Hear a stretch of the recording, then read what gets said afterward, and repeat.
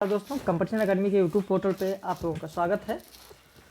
कल हमने वीडियो आप लोगों को दिया था जो हमारे जेआरएफ क्वालिफाई कैंडिडेट थे, और आज आपको वीडियो मिलने जा रहा है जो नेट क्वालिफाई कैंडिडेट हैं उनके बारे में। और बहुत बहुत धन्यवाद आप लोगों को, बहुत बहुत शुभकामनाएँ आपको मेरी तरफ से, क्योंकि जितना मुझे उम्मीद था उससे ज़्यादा आप लोगों ने रिज़ल्ट दिया। रात में जब मैंने जेआरएफ का वीडियो बनाया उसके बाद भी कई लोगों का फ़ोन आया, मैसेज आया कि सर अब मैंने रिज़ल्ट देखा, मेरा हो गया है। टोटल 24 लोगों का जेआरएफ हुआ और 68 लोगों का नेट हुआ है, यानी कुल मिलाकर 92 हमारे विद्यार्थी ऐसे हैं अभ्यर्थी जिनका नेट और जेआरएफ क्वालिफाई हुआ है।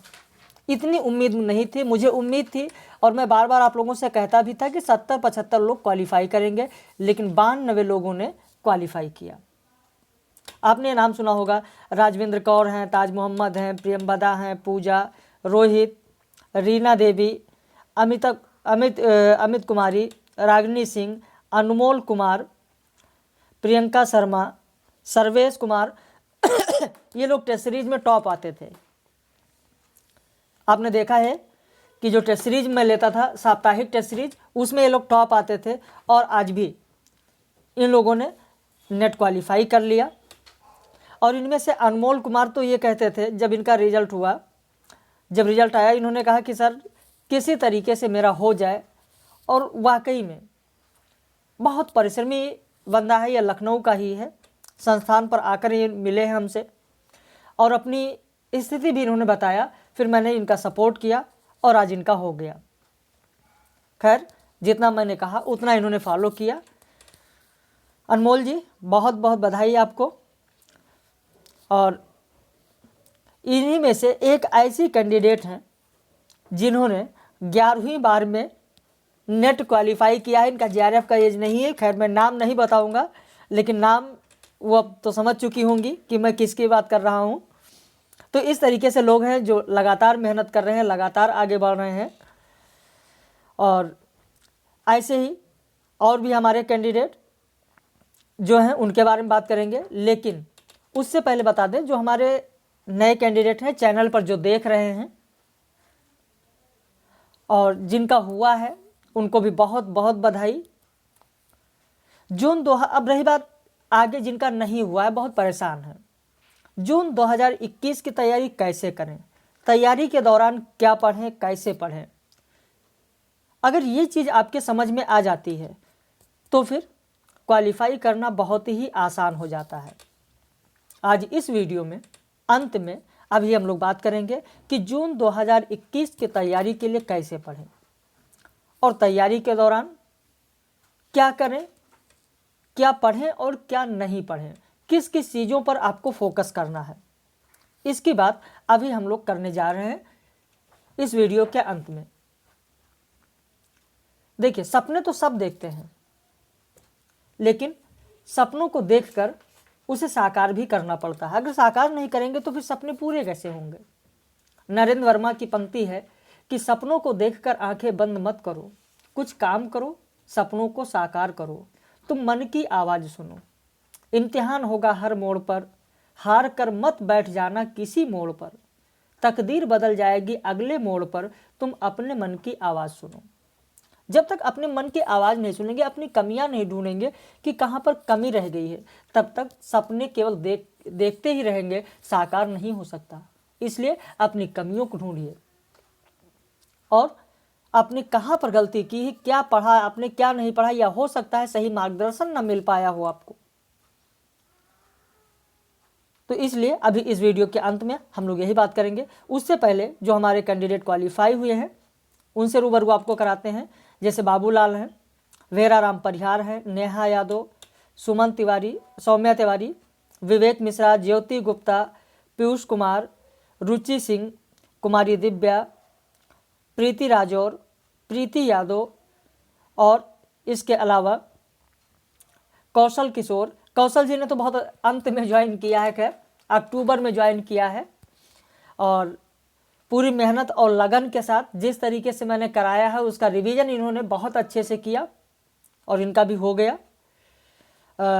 ऋतु रानी है, तो इस तरीके से ये हमारे कैंडिडेट हैं जिन लोगों ने क्वालिफाई किया है। अभी बहुत सारे लोगों का फ़ोटो भी नहीं आ पाया। पर्णो करिप्पा है इसमें, ये भी बहुत लास्ट में ज्वाइन किए हैं। बहुत लास्ट किया मतलब इन्होंने शायद 3 महीने पहले इन्होंने ज्वाइन किया था। और अब ये यूजीसी नेट इनका हो गया, नेट इनका क्वालिफाई हो गया। अब ये टीजीटी पीजीटी के लिए लगने वाले हैं। पर्णो जी रात में आपने बात किया था, और आज का वीडियो लेक्चर आपको ज़रूर मिलेगा। इसके अलावा आप देखेंगे रत्नेश, हेमलता, रितिका, दीपिका सिंह, तो ये सारे लोग हैं जो क्वालिफाई किए हैं, जिनके फ़ोटो पहुंच चुकी है मेरे पास तक। और अभी बहुत सारे लोग हैं जिनका फ़ोटो नहीं पहुंचा है, जैसे रोहित कुमार, अर्चना जी पटना से हैं, आलोक कुमार हैं, नीरज, ये नीरज लिखते हैं कवि नीरज, ये कवि भी हैं, और कीर्ति मिश्रा, साक्षी गुप्ता। तो इस तरीके से टोटल कैंडिडेट ये हैं 68। नेट में टोटल 68 कैंडिडेट हैं जिन लोगों ने क्वालिफाई किया है। बहुत बहुत शुभकामनाएं आप लोगों को। चलिए अब हम लोग यहाँ पर बात करेंगे कि कैसे तैयारी करें। ये हमारे जेआरएफ क्वालिफाई कैंडिडेट हैं, दिव्या है, गीता है, पूजा, अनीता, संगीता, ये सारे लोग जो मैंने कल वीडियो में आप लोगों को बताया था।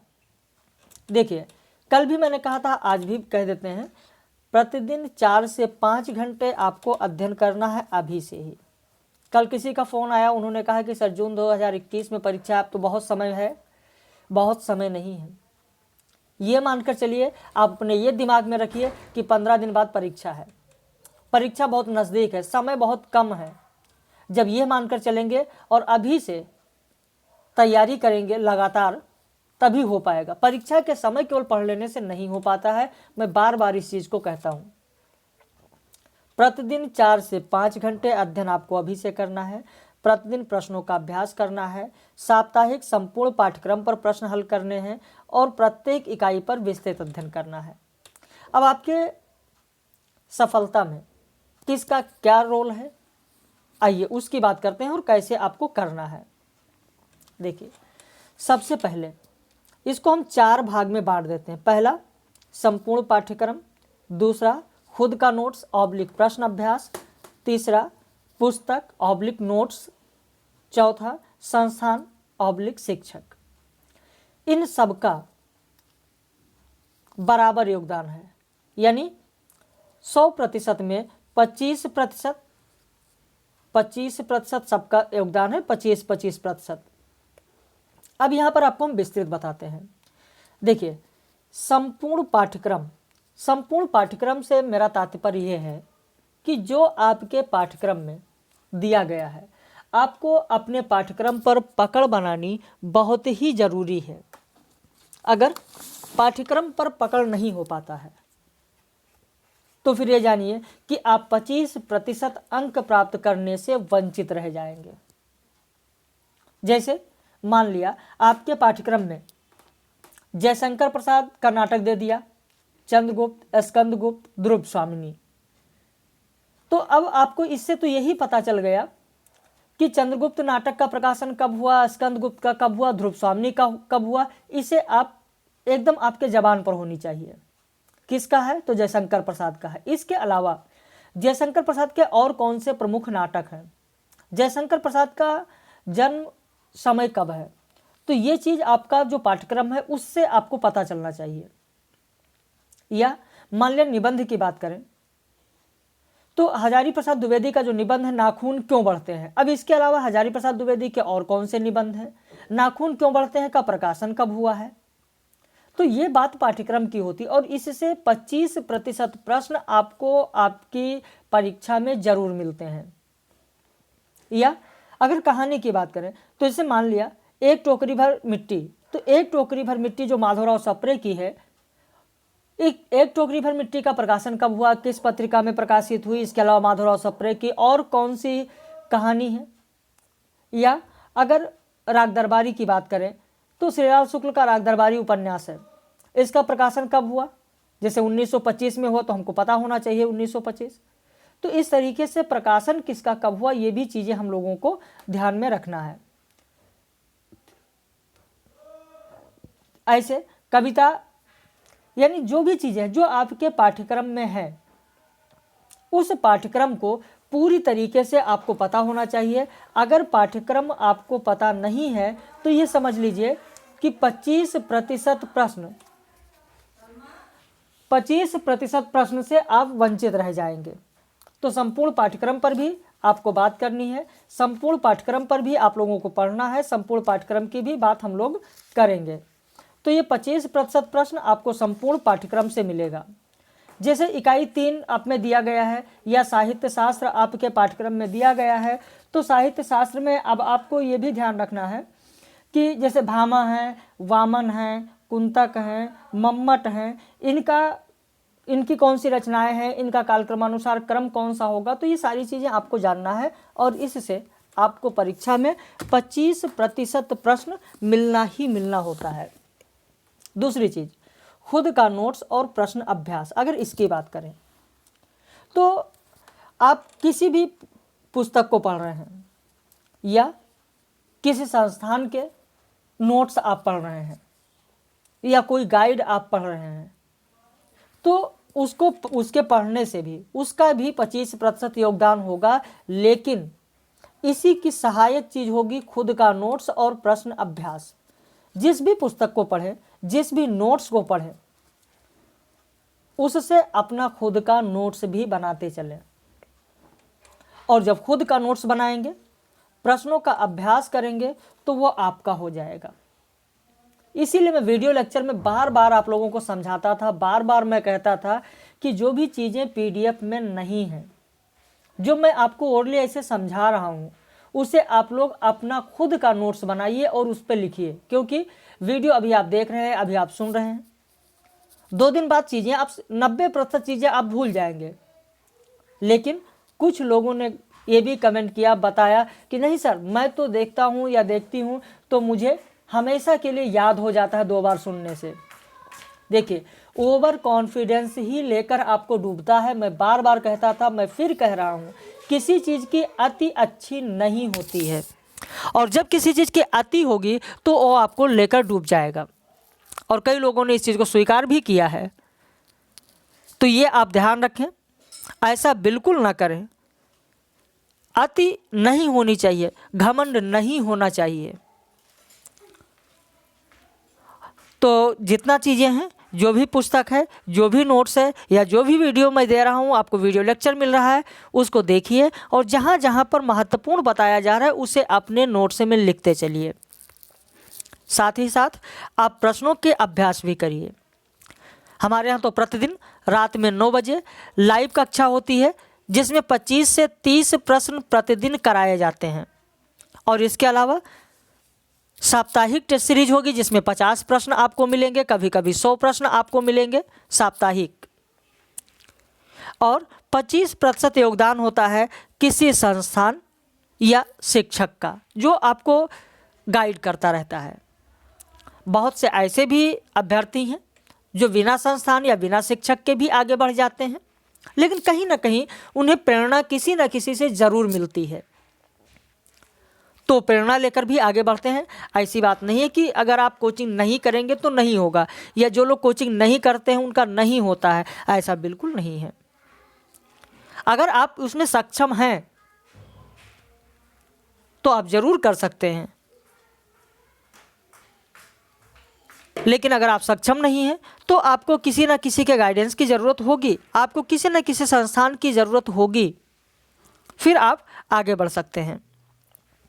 तो जून 2021 के लिए जितनी भी चीज़ें मैंने आपको बताया कि संपूर्ण पाठ्यक्रम आपको एकदम ज़बान पर रटी होनी चाहिए।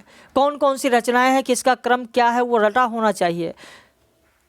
या जो भी रचनाकार है, उन रचनाकार की और कौन सी रचना है वो आपको पता होनी चाहिए।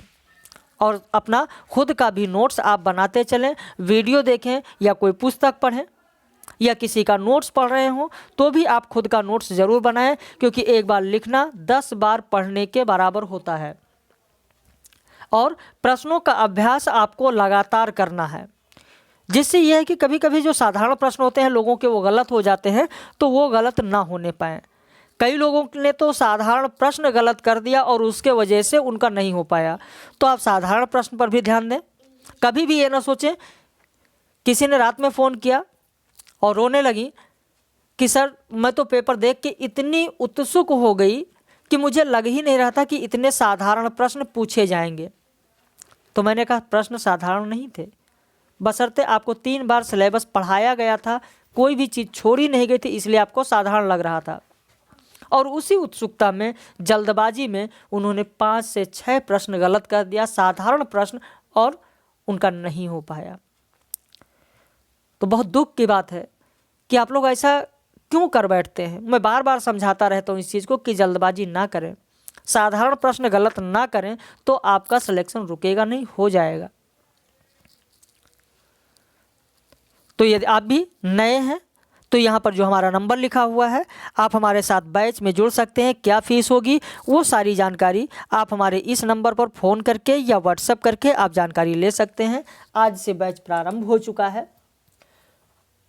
और आज 2 बजे वीडियो लेक्चर मिलेगा लोगों को, और रात में 9 बजे लाइव कक्षा होगी जिसमें 25 से 30 प्रश्न कराए जाते हैं। आप खुद सोचिए, 6 महीने का समय है, यानी 180 दिन का समय है। 180 दिन में 1 महीने यानी 30 दिन आप छुट्टियों में निकाल दीजिए। मान लिया 30 दिन क्लास किसी वजह से नहीं हो पाई या कुछ ऐसी बात, तो भी 150 दिन आपके पास हैं। और प्रतिदिन अगर आपको 30 प्रश्न कराया जाए तो 4500 तो प्रश्न ऐसे ही हो गए आपके।